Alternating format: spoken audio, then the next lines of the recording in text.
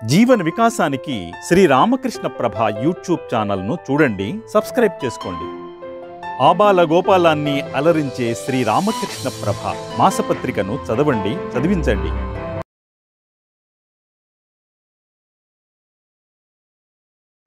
స్థాపకాయ చ ధర్మస్య సర్వధర్మస్వరూపిణే అవతార వరిష్ఠాయ రామకృష్ణాయ తే నమః.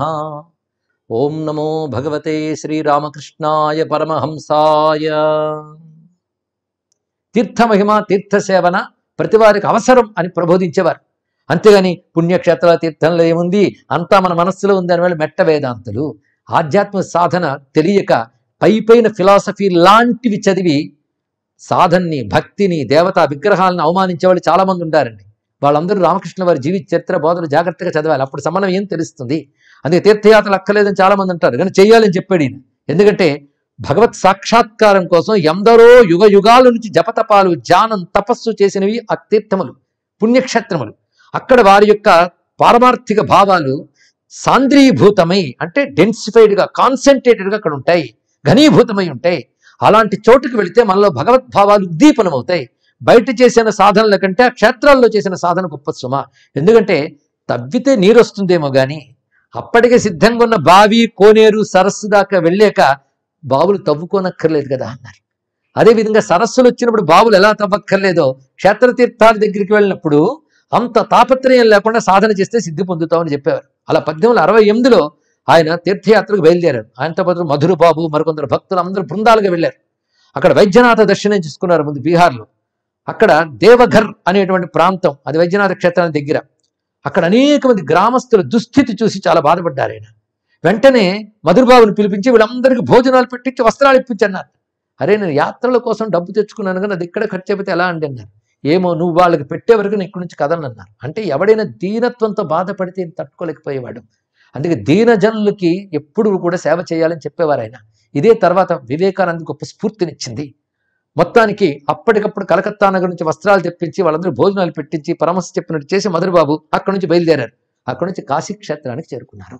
కాశీక్షేత్రంలో పరమహంస విశేషం. కాశీకి రాగానే ఆయన ఆనందంతో గెంతులేశారట. ఎందుకంటే కాశీ భవనాలు, రోడ్లు అని కనబడలేదు. కాశీ అంత ఒక బంగారు కాంతి కనబడింది. మొత్తం 5 పంచక్రోశ విస్తీర్ణమైనటువంటి బంగారు కాంతి కనబడింది. అదే పంచక్రోశాత్మకమైన జ్యోతిర్లింగం. అది ఆయనకు దర్శనం ఇచ్చింది. ఆ విధంగా అది వారణాసి సువర్ణమయం. ఇది మామూలు బాహ్యభౌతికం కాదయ్యా. మీరు చూసే బాహ్యభౌతిక కాశీ ఆ బంగారు కాశీకి ఛాయ మాత్రమే, నీడ మాత్రమే అని చెప్పారు ఆయన. అక్కడ ఆ దివ్యానుభూతిని అడుగడుగునా పొందారు. అంతేకాదు ఆ కాశీ అనుభవానికి ఎంత ఉందంటే, ఆ కాశీ మొత్తం శివలింగంగా ఆయనకి దర్శనం ఇచ్చింది. దర్శనం ఏంటి? అనుభూతి.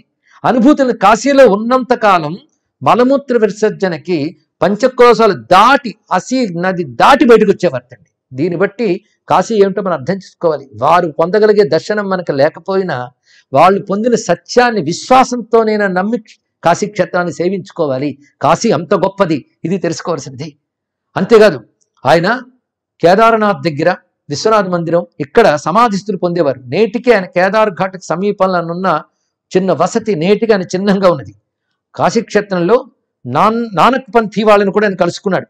ముఖ్యంగా కాశీలో తెలుసుకోవాల్సింది, సుమారు 250-300 ఏళ్ల వరకు జీవించిన ఒక యోగ పురుషుడు ఉన్నాడు. ఆయన చరిత్ర ఉంది.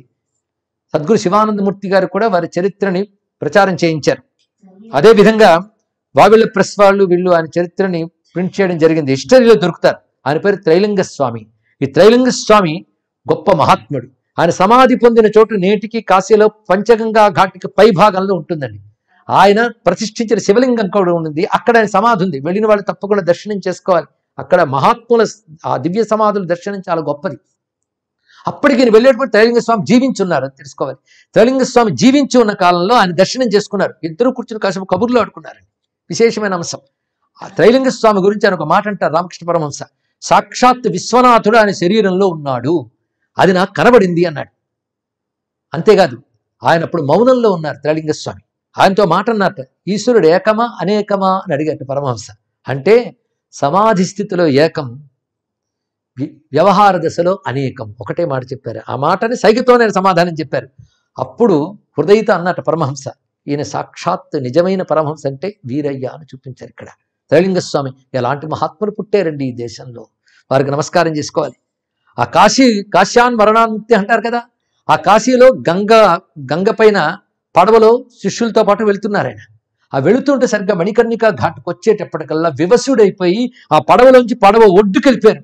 ఒడ్డుకు వెళ్ళిపోయి ఆనంద పారవస్యంతో నిలబడి నాట్యం చేస్తూ కన్నుల అశ్రువులు రాలుస్తున్నట్టు రామకృష్ణ వారు. ఏమైంది అని అడిగారు. కొంతసేపటికి ఆయన మామూలు స్థితికి వచ్చి చెప్తున్నాడు, ఆ మణికర్ణికా ఘట్టం దగ్గర నాకు ఒక ఆయన కనబడ్డాడయ్యా, చాలా పొడుగ్గా ఉన్నాడు, పింగళవర్ణము జట ధరించి ఉన్నాడు, తెల్లని రంగుతూ ఉన్నాడు, ఒక చేత్తో శూలం పట్టుకుని నెమ్మదిగా అడుగులు వేస్తూ వస్తున్నాడు. అక్కడ ఒక జీవుడు ఉన్నాడు, ఆ జీవుడికి ఒక నల్ల పిల్ల ఎర్ర నాలిక చాచుకుని గ్రంథులు విప్పుతోంది అన్నాడు. అంటే అక్కడ విశాలాక్షల దర్శనం ఇచ్చింది. ఆ జీవుడికి ఆయన ముక్తినిస్తున్న ఘట్టాన్ని చూపించాడు. అంటే శ్మశానంలో శివుడు అలా ఇస్తాడా అని కాదు, ఆ దృశ్యం రామకృష్ణ పరమహంసకి దర్శింపజేశాడు. కాశీలో ఈ విధంగా తరింపజేస్తాడనేది పరమహంస దర్శించారండి. ఇవన్నీ దీన్ని బట్టి పురాణాదుల్లో చెప్పిన ఒకటి వర్ణనలు కావు, సత్యములు. అవి యోగుల సిద్ధ దర్శనాలకు అనుభవానికి వస్తాయి. అందుకే లౌకిక జీవనంలో వెంపర్లాడే వాళ్ళకి అనుభవానికి రావు సరికదా, వాటిని నమ్మరు, తోలనాడుతారు కూడా. ఇది అజ్ఞానం. ఆ కాశీ నుంచి ఆయన విడవలేక మరో క్షేత్రానికి చేరుకున్నారు, అదే బృందావనం. ఆ బృందావనానికి చేరాక ఆయన పరవశించిపోయాడు. బృందావనం మట్టిలో దొరలేడండి. బృందావనం మట్టి రుచి ఆయనకు తెలుసు, దాని గొప్పతనం ఆయనకు తెలుసు. అక్కడ బాంకీ విహార్ అని కృష్ణ మందిరం ఉంది. ఆ వెళుతూ మైమరచిపోయి లోపలికి ప్రవేశించి గాఢాలింగనం చేసి పరిగెత్తేట మహానుభావుడు. ఆ బృందావనం తిరుగుడు సామాన్యం కాదు. ఆ శ్యామకుండ రాధాకుండ దగ్గరికి వెళ్ళేటప్పటికల్లా ఆయన సమాధి స్థితిని పొందాడు.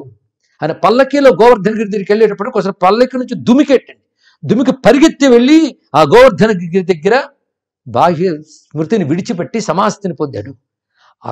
ఆ దివ్యమైనటువంటి భూమికల్లో, ఆ యమునా నది పులినాల్లో, కృష్ణ నీ సహవాసంతో భాగ్యమైందయ్యా ఈ బృందావనంలో ప్రతిదీ, నువ్వు నాకు కనబడట్లేదే, అదే బృందావనం అదే యమున, కానీ నువ్వు లేవే అంటూ విరహంతో వేదన పడేవాడు.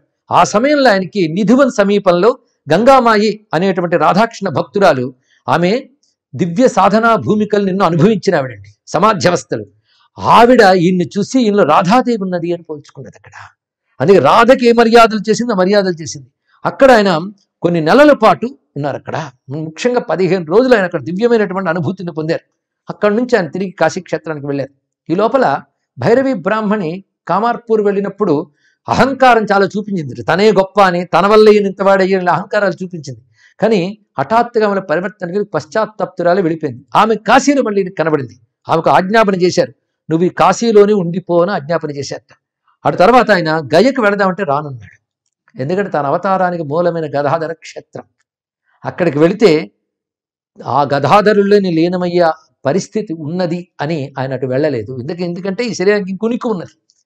అంతేకాదు బృందావనం మూర్తికిని చాలా పవిత్రంగా తీసుకువచ్చి తిరిగి దక్షిణేశ్వర వచ్చిన తర్వాత ఆ పంచవటిలో కొంత చల్లి దాన్ని తన సాధన స్థలంలో భూమిలో కలిపెట్టండి. ఇక్కడ అప్పుడు భక్తులందరితో చెప్తున్నాడు, ఎందుకు ఇలా ఈ మట్టిని కలిపానంటే ఒక మాట చెప్పారు ఆయన, నాయన గంగా జలాన్ని నీరు అనుకోకు, బృందావనం మట్టిని మట్టి అనుకోకు, జగన్నాథ ప్రసాదాన్ని అన్నం మెతుకనుకోకు, ఈ 3 సాక్షాత్ పరబ్రహ్మ స్వరూపాలు అని చెప్పారు ఆయన. ఇది తెలుసుకోవాల్సిన గొప్ప అంశం.